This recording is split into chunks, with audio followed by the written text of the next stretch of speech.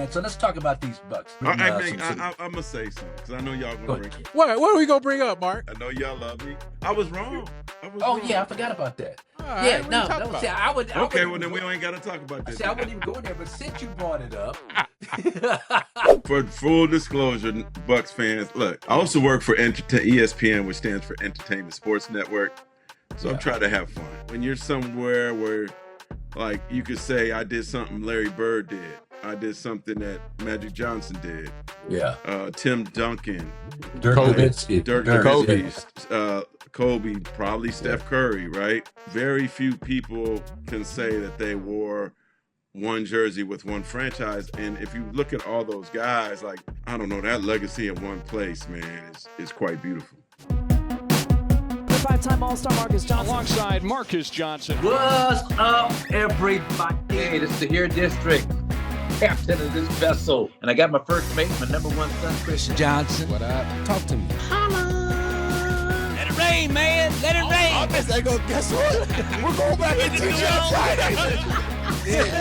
Can't pass the soda break. Can't pass Go fight. Welcome, everybody, to the Here District, Marques Johnson. You're listening to a Bucks Plus audio production on the Bucks Plus Network. Your weekly pulse on the Milwaukee Bucks, straight from a Bucks legend. This is Here District with Marques Johnson, alongside his son and 1995 NCAA champion, Kris. Here's MJ. All right, welcome, everybody. Here District, Marques Johnson, Kris Johnson, the only father and son tandem in the history of college basketball to win a national championship. Yeah.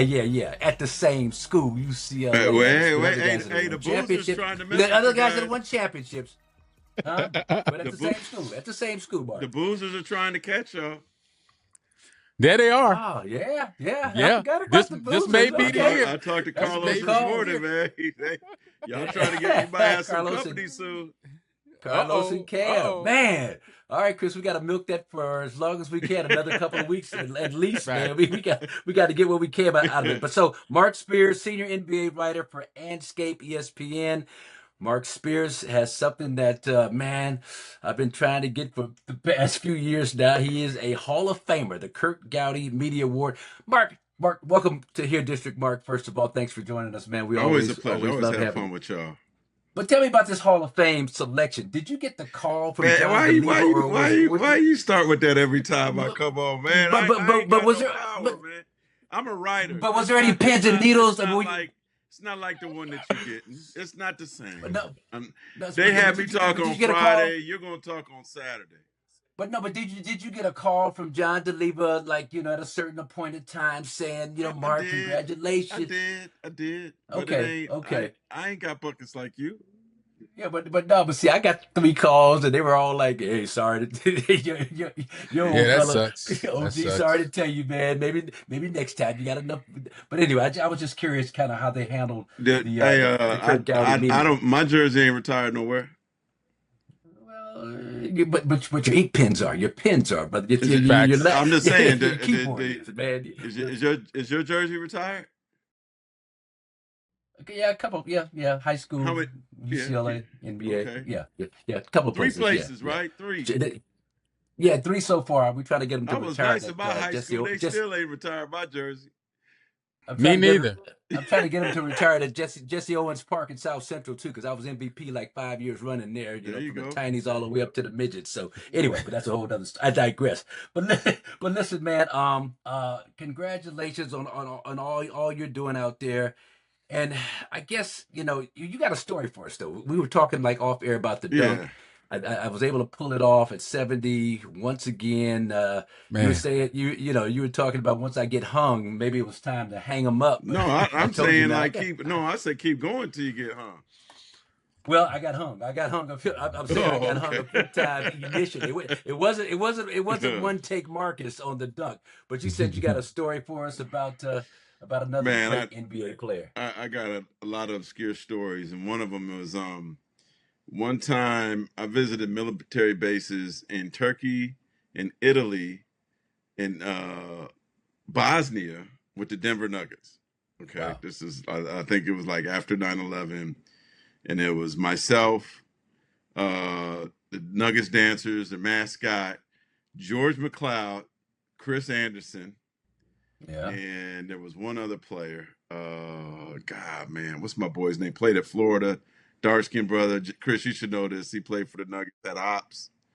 Golly, I'll get his name, and I feel bad because he's a great guy. But keep going. Harvey, Daniel Harvey. No, Daniel Harvey. Daniel Harvey. With Teddy Dupay. And Teddy Dupay. Yeah. That bounce, you knew what I was talking about. He could jump into sleep. So Clyde Drexler was a consultant for the Nuggets. Kiki Vanderway, your former UCLA great contemporary, was a GM. And so we're in Italy and we're in this gym, right? Clyde's got like street clothes on, something like that. And they weren't really respectfully as excited about Donnell and Chris Anderson and George McLeod as they were, Clyde Drexler, who was at that time probably about 5 years removed from playing, maybe. So we're sitting there and the crowd, this is in Italy. This is in Naples, Italy. They start chanting, Clyde, Clyde, Clyde, Clyde, because they wanted him to dunk. He ain't stretched. He ain't street clothes. I look at Kiki. He looks at me. I'm like, man, I hope he don't bite. What do you think he did? He dunked. Oh, he bit. He bit. Oh. He bit, man. So Clyde walks out there. First dunk. You know how you do the running, no dribble dunk? Yeah. Running, no dribble dunk. That's why Kris is laughing. we remember that as kids, right? Facts. Missed the first one. They're like, oh, man. I'm like, why are you doing this? He ain't even stretched, nothing. Clyde. The crowd started chanting again. So he's like, I'm going to go try this again. Goes up. Blam! Ball bounced to half court. I'm like, oh, me and Kiki were like, oh, no, this ain't good, man. This ain't good. Clyde. It's getting louder and louder. He's sweating. He's mad. All of a sudden, I feel like he's back in the NBA Finals. His competitive juices is hitting. Man, this dude jumped, put the ball back by his ass, and dunked it so hard, man. Wow. Now, he probably didn't walk for like 2 weeks after that. Right. Yeah. But it was like, I wish we had video of it, man. It was incredible. Yeah. People don't understand. People don't understand just how good. Google some highlights. Clyde going at Michael Jordan sometimes, man. One of the most underrated scorers ever. Like Clyde get no love, man. None. And he was silky smooth. Yeah. But he was he was excited to watch, but still smooth. You're real sweet with it. Sweet. And he would give you some of the dunks where he cocked those knees up and take off from distance, and you just didn't think he'd be able to get there. No, the glide. No. The glide. Okay.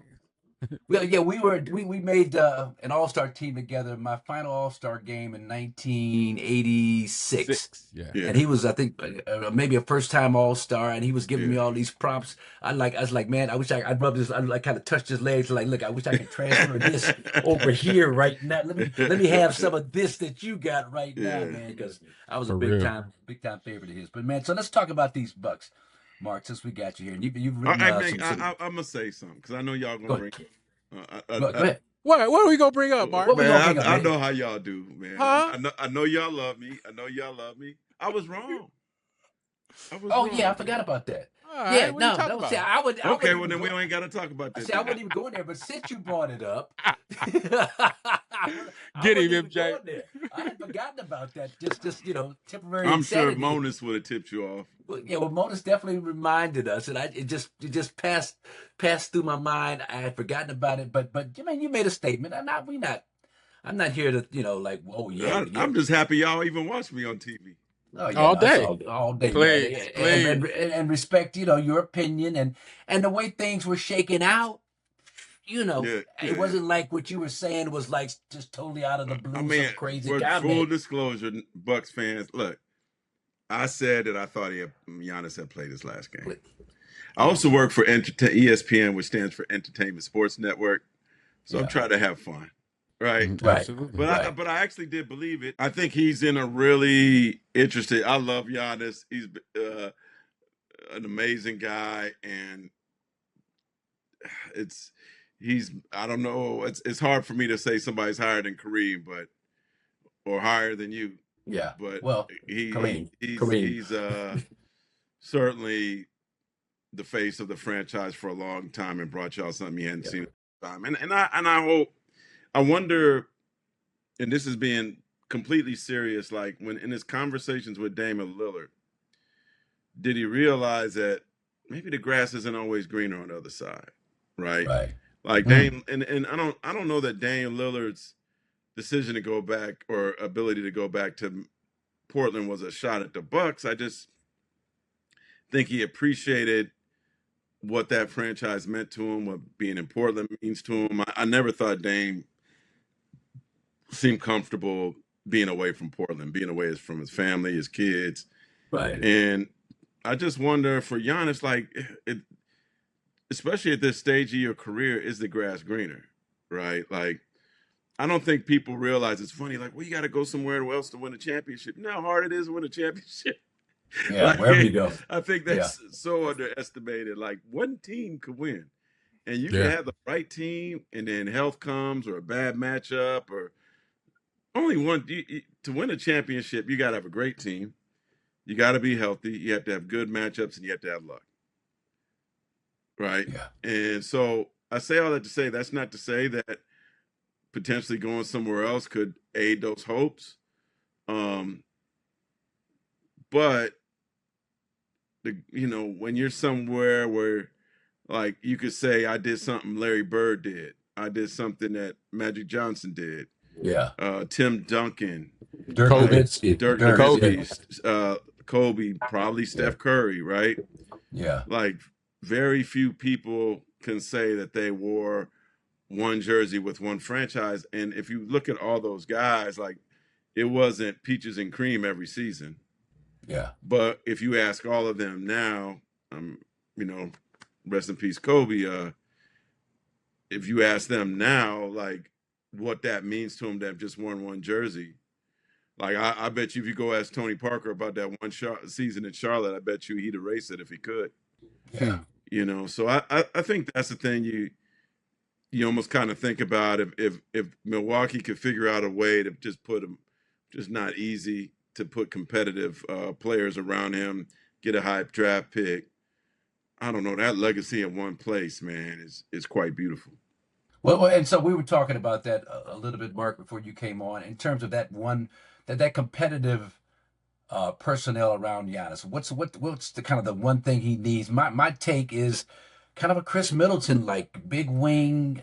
It doesn't have to be an all-star, but it's got to be a great player, budding all-star, maybe a level below. And so we've got some young guys. You wrote a great article about Ryan Rollins. Kevin Portis Jr. is having a great year. Ousmane Dieng has potential. But in your mind, are any of those guys you think that can make that jump? And if not, what type of player do you think Giannis kind of needs, this team needs? In order to make that jump, I think they're good, really good, respectfully complimentary guys. They're really good players. Yeah. But in order to be elite in this league, you need all-stars next to you.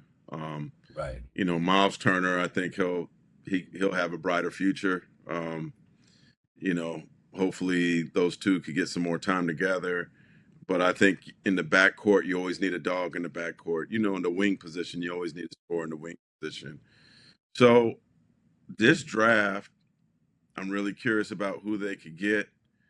There's certain guys I think can walk in and really help immediately. And there's some young guys that might need 3 or 4 years to be special. But this is an elite draft that could help. And I just think the general managers, the front office, obviously they're hamstrung in a lot of ways financially, but they're going to have to be creative to bring somebody else elite to him. Staying on Rollins and KPJ, that backcourt, that young backcourt, do you like the numbers, the data shows that, they're really good on the court. Now, do you see something in them that makes you think that they're the long-term solution for the Bucks? No, I mean, they're both really good players, but I think what you guys want is championships, right? Like, it just depends on who else you fill the roster with. If you get some outstanding wing to go with them, and then backcourt, but what if you have an opportunity to, like to me right now, I think the Bucks probably going to have to take something risky. Like, would you take John Morant if you could get him? There's something like creative that you're going to have to do that maybe it's not one person, but collectively just adding a lot more talent, adding a lot more veterans can give. Because, I mean, Giannis is Giannis, right? But I think he at minimum needs what you hope Dame was going to be next to him, right? You need another dog next to him, and then you could fill out the rest of the Avengers. So you mentioned the draft guys who are available. Is there a guy or two in this draft between the Petersons and the Bonstas and Boozer and Wilson and Brown and Lowe? Is there somebody in there that you think can step in? I don't want to say right away, but within 2 years. You can say that. You can say that. Okay. Is there a guy you think can step in right away, but be an all-star caliber guy? Just come in, dropping 20 a game, and just do, just coming in, hitting the ground running. Is there one of these guys or more that you think can do that? Peterson. I think he's special. He's a walking bucket. I see KJ over there smiling like, I'm not going to throw the Kobe stuff at him. That's not fair. I'm not going to do that. But he scores really easy. He has great mentors in C.J. McCollum and C.J.'s brother, who also plays overseas. He's from Canton, Ohio, and listens closely to those two guys. When you watch him play, and I'm sure you guys have watched him play, he just has he played? No, I'm just kidding. No, when he has played, it looks easy. Yeah. Man. It looks like a guy where he's just like, I'm ready for the next level. I think the Bansa, his energy, the way he plays, he's going to get, and Caleb Wilson are kind of the same. I think they'll come in and the spacing will help them, and they'll be able to use their athleticism to their advantage more. So I think they'll help. Sure. Boozer, I just wonder if he and Giannis could coexist. Because... Right?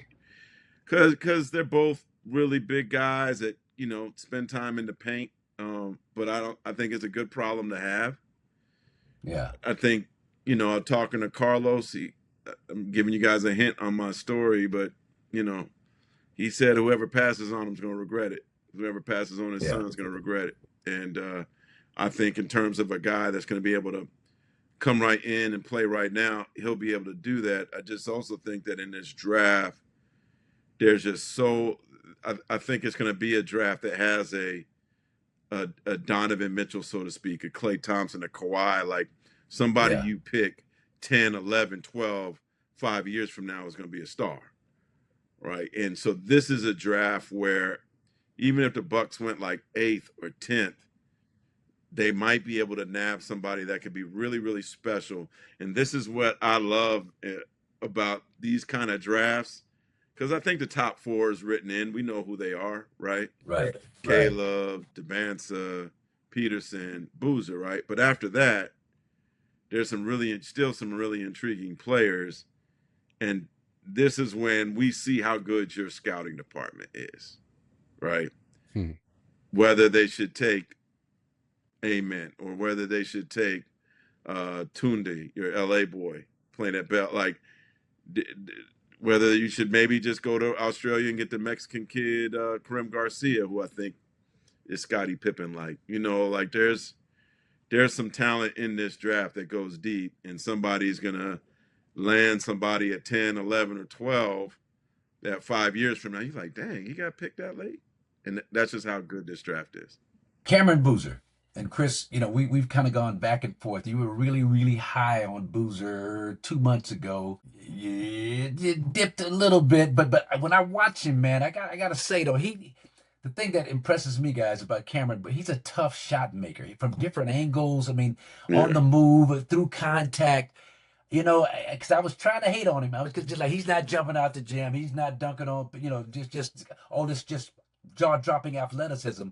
But he's a smart player that knows it, much like his dad. His dad was cut from a similar mold. Just a smart player who's really effective at getting kind of tough buckets. So I don't know. Guys like that to me are intriguing. I mean, like Con Knipple, nobody thought he would be, anywhere near as good as Cooper Flagg. and now here he is just showing smart Yeah. players who have a great understanding of the game, that understand where their shots are and can execute and knock those shots down under duress. I mean, there's a place for him in this league. He's and another thing about him is he playing like he a senior at a freshman. He coming here and destroying anybody. They brought Michigan in front of him. Psh. They brought the whole ACC in front of him. Yeah. Like nobody that's a good point. has really stymied this kid. Another thing that Yeah. he's pretty quiet, chill. He's not a big personality guy. But his dad pointed out to me that he's a big time leader and he's a big time winner. Yeah. And so I'm actually starting to get more excited about him. And I'm gonna, my question is, in the pace and the speed of the NBA, can he run with it? Right? Does he have to get smaller to run with it? Because I think part of his strength is his power. And if he has to, I don't know that there's 20 pounds of drop, but if there is, does that change his game a little bit?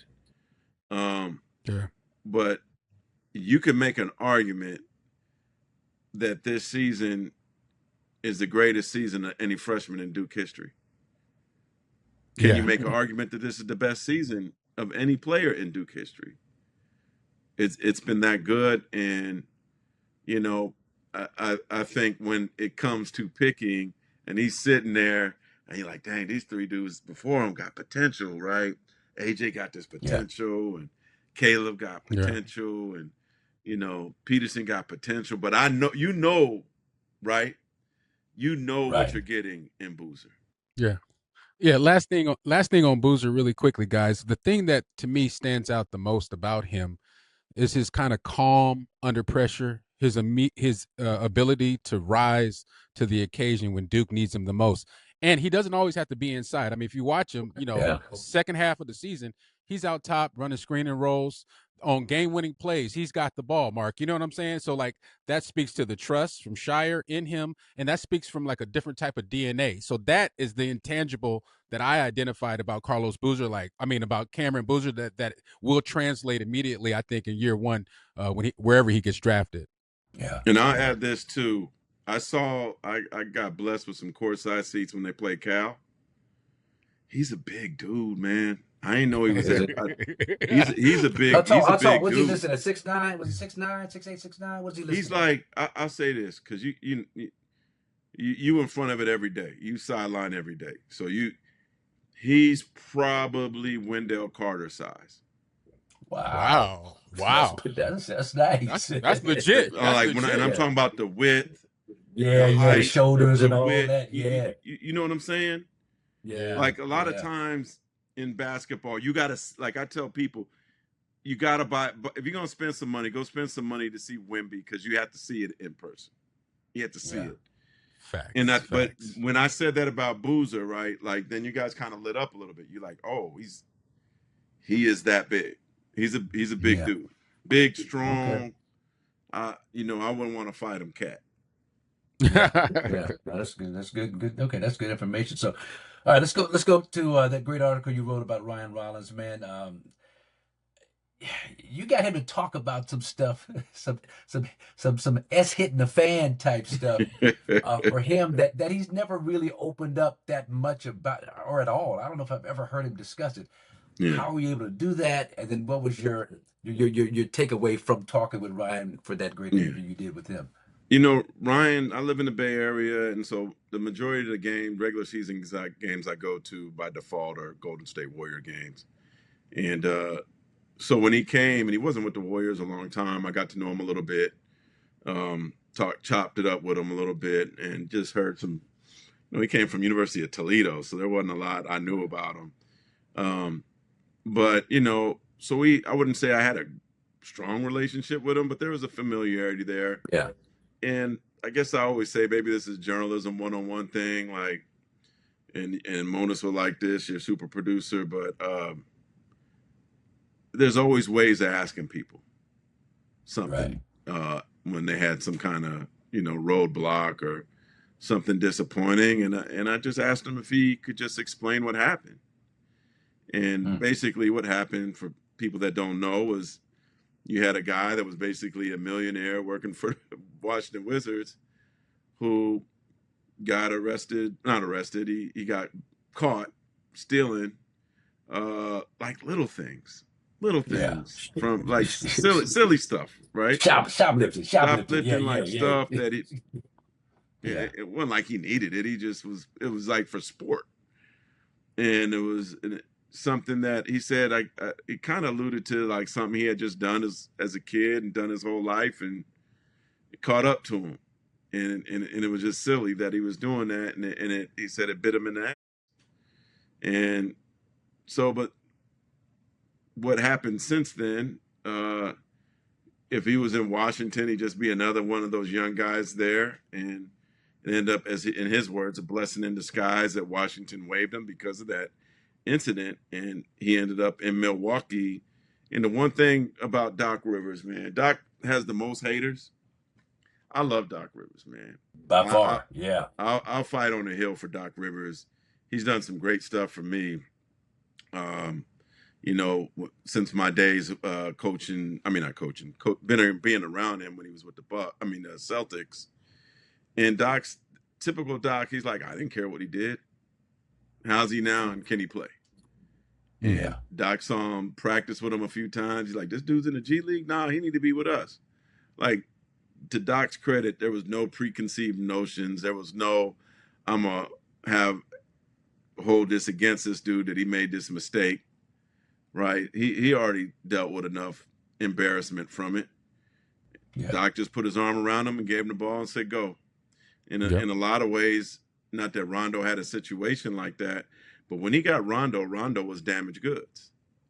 Like, he was the third string point guard who people didn't think could make it or was nothing. And I remember covering the Celtics that first year in 2007, and Doc had enough confidence in him to give him the ball to be a starting point guard when he never had been, with Ray and Paul and Kevin. And he did it, and he was able to do it. And Doc installed that confidence and ultimately got the vets to buy in. And because I was like, they're going to get a point guard early in the season, no doubt. There's no way they could do this. No, they didn't need one. And so Doc saw something that I don't think, please correct me if I'm wrong. Do you think most coaches would have put the ball in Rondo's hands with a team like that at that time? And then he ended up helping Rondo becoming a special player. Yeah. And to your point, so I wrote a book, Marc, called The Crenshaw Chronicles, talking about some of the greats from Crenshaw. There's a guy, and Kris, you know this guy, but Stanley Brundy played at DePaul out of Crenshaw, played with Stevie Thompson and those great teams at Crenshaw in the mid to late 80s. Anyway, he made a mistake, got caught up, not a drug guy at all, got caught up trying something for the first time, tested positive the next day. They had a drug test the next day, but he never got back in the league, Marc. He led the CBA in scoring 2 or 3 years in a row, 27, 28 a game, wound up going over to Israel playing until he was 50 years old, and he's just a little bit older than that now. But my point is, when you talk about Ryan Rollins, and this is what I appreciate about Doc, instead of holding that against him like it seems like the Wizards were about to do, now, you give this kid a chance, a second chance, like Stanley Brundy didn't get. And now Ryan Rollins, we're talking about him as one of the leading candidates for most improved. Does Ryan have a chance to win most improved, or are they going to give this to the Portland dude, Denny, or to Jalen Johnson? I mean, with the way that I don't like that approach. No, Jalen was all-star. Nice last year. Yeah, he was not. Yeah, another guy is kind of Kata from the Celtics. He's had. Okay. I think there's a lot of candidates, and Ryan's certainly one of them for most improved. Yeah. Well, the fact they're talking about him for that award is major as it is. Sure. So, Doc Rivers for the Hall of Fame, man. What's going on? Doc didn't make it the first time around. You profiled him earlier. Silly for you, silly for him. Yeah. Because Doc is the only coach in the top 10 in wins. Yeah. That's not in the Hall of Fame. I expect him to be. If he's not, that's an embarrassment. Why wouldn't he be? What would be the reason why a voter would not put a top 10 all-time wins guy into the Hall of Fame? Not active, Not active. We're talking about in the history of the game. Pat Rileys and Popoviches and Don Nelsons and all these. And he has the ability, but depending on how much longer he coaches, to pass Pat Riley up and get to the 5th spot. There's no reason other than hate to me. Yeah. So it's kind of like coaches in that top 10 did not at least win a championship. Right. All of them did not coach in the finals. Doc coached in the finals 3 times. Well, do you think blowing 3-1 leads 3 different years? 2003, Orlando against the Pistons. 2015 with the Clippers and Houston or whoever. Then well, 2020, the bubble I saw that team quit on them. That's what Doc talked about. Yeah, I saw that. I was still, to this day, the most stunning game I ever seen in my life. And there were some great players on that team. Kawhi was on that team. Paul George was on that team. I don't know. They just didn't want to be there. Yeah. Yeah. And that team could have been a champion. Yeah. They to me, were the scariest team in the bubble. But just from the beginning, they're the team that also had the most drama. They had the lemon pepper situation with Lou Williams. Lou Williams not only didn't want to be there. Pat Bev. They had 3 players that left the bubble and came back. Wow. They and the Lakers both, which is interesting because the Lakers ended up winning, both wanted to leave.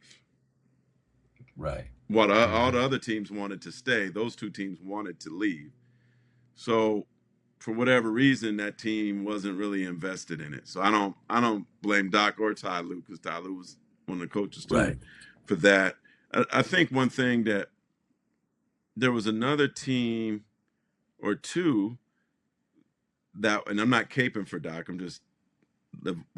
I think we needed to really decipher each team, because 2 of those teams that lost the 3-1 lead weren't even the favorites. Right. So hey, I think Houston was a higher seed. 6 and wins is 6 and wins. Yeah. I agree. You know what I mean? And a lot of those guys, I would say, I don't know anybody in that top 10 who's been put to the fire more than Doc Rivers in terms of 3-1 or this. He's 6 and wins.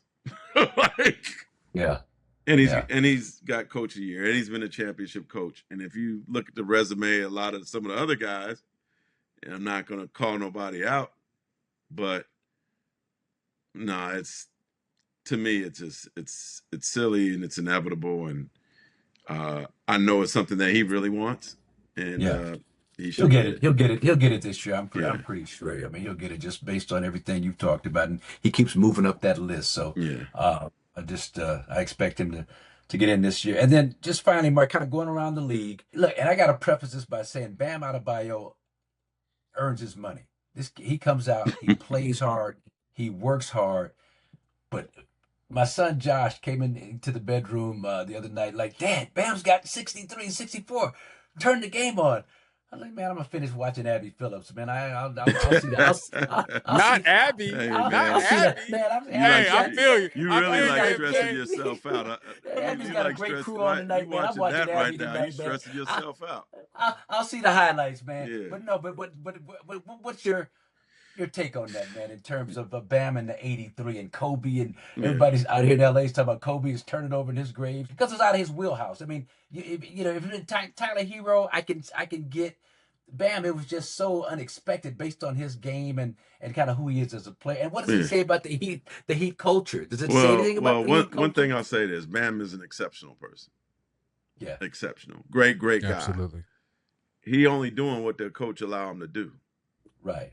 Yep. I mean, because Spo could have taken him out, and he didn't. Sure. So, I mean, I'm sure he wanted it at some point. Spo could have pulled the plug, and, we could be Monday morning GM and question. I kind of thought that after he passed LeBron for, the 61 LeBron had with the Heat, that it was time. Because it was a blowout. I mean, like, when you look at the situations with, like, a Klay Thompson and Steph Curry, Kobe, like, surely if their coaches would have let them stay in, on different occasions, they could have had more. It was kind of, it did get kind of sad because it was like they were fishing for it. You know what I mean? Right. Like, right. There was even Spo even called a challenge on a play where he thought. Oh, did he? Okay, I didn't Bam watch it. got fouled and tried to get him 2 more free throws. I'm like, come Spo. on. Yeah, and so that kind of like surprised me. I'm like, Spo really wanted him to do this, huh? Like, I think at the sportsmanship part of it is, I think, something that I understand the issue with. The person part of it, I'm not. The Bam is gold, as far as I'm concerned. So I think he was just doing what was in front of him, right? It was in front. If the coach don't take him out, was he? He gonna keep going. But it did get kind of embarrassing and pathetic. I talked to the fly jock Tom Joyner, who's a season ticket holder, who sits next to Jamal Mashburn, who was there, and he sat next to Asia Wilson too. And he was like, "Hey man, he got beat up on all those free throws. He took enough pain for those free throws, so he earned it." So it doesn't take away from what Kobe did. I think the bigger question is this: like, we could debate that, but my question to you is, can somebody do it?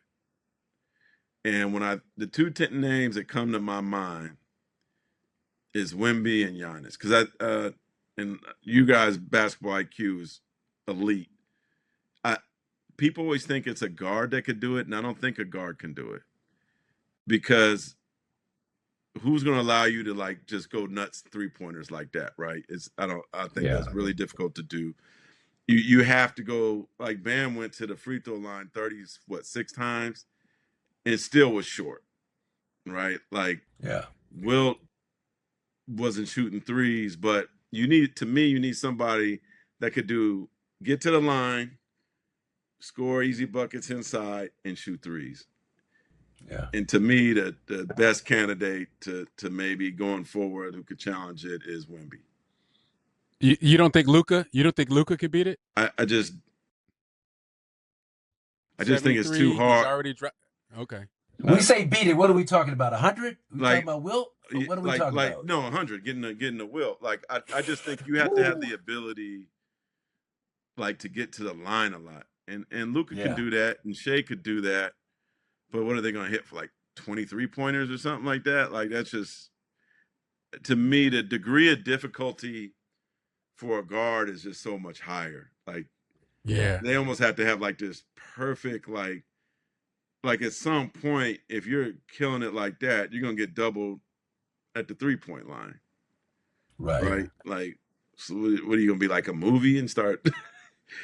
But if you're scoring on the inside and getting fouled, and you can shoot threes, and you can get to the line, to me that has a recipe of possibly getting close. And I think Wemby has the complete game to maybe do that. Yeah. Well, listen, Marc Spears, man, we're gonna let you go. We appreciate you coming by to here, District, man. Always a pleasure, man. Talking to you, future Hall it of up, Famer. man. And yes, sir. Yes, sir. I appreciate that, man. But thank you, man, for coming by here, District, man. We'll see you around. We'll see you around the way. Peace.